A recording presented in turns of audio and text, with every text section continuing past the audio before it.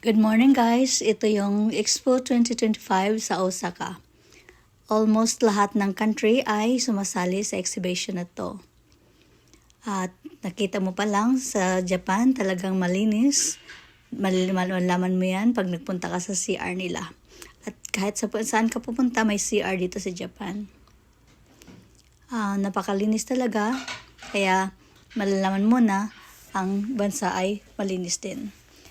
Nung pagpasok pa lang namin sa area, napaganda na talaga, lalo na yung globe kung saan ni-represent nila yung Kaiyukan, ang famous na aquarium sa Osaka.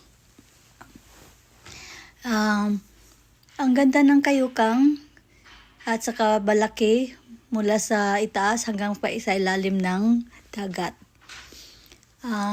Nag-enjoy ang mga tao dito sa Osaka ay mga friendly, kaya nag-enjoy ang mga foreigners na pumupunta dito. Ito ang pavilion ng Pilipinas. Kaya pinakilala nila yung mga woven clothes sa atin, nagawa ng mga igorot. Tapos ang mga ating history ng Pilipinas. Napakaganda ng ginagawa. Nagpunta din kami sa Malaysia dahil nakapunta na kami once. Kaya pinasok namin at nakita namin yung pinuntahan namin na Twin Tower. Napakaganda sa paligid, kaya mag-enjoy ka talaga doon. 2 days lang kami sa Malaysia, kaya hindi masyadong nalaman ang buong bansa. But someday, sana makapunta kami ulit doon at makita ang buong Malaysia. Napakaganda ng paggawa ng expo. Nakita din namin ang Vietnam. Napuntahan din namin ang Vietnam for 5 days.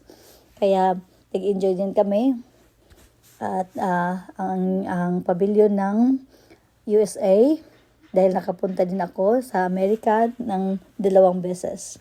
Napakaganda talaga ng place nila, ng paggagawa nila.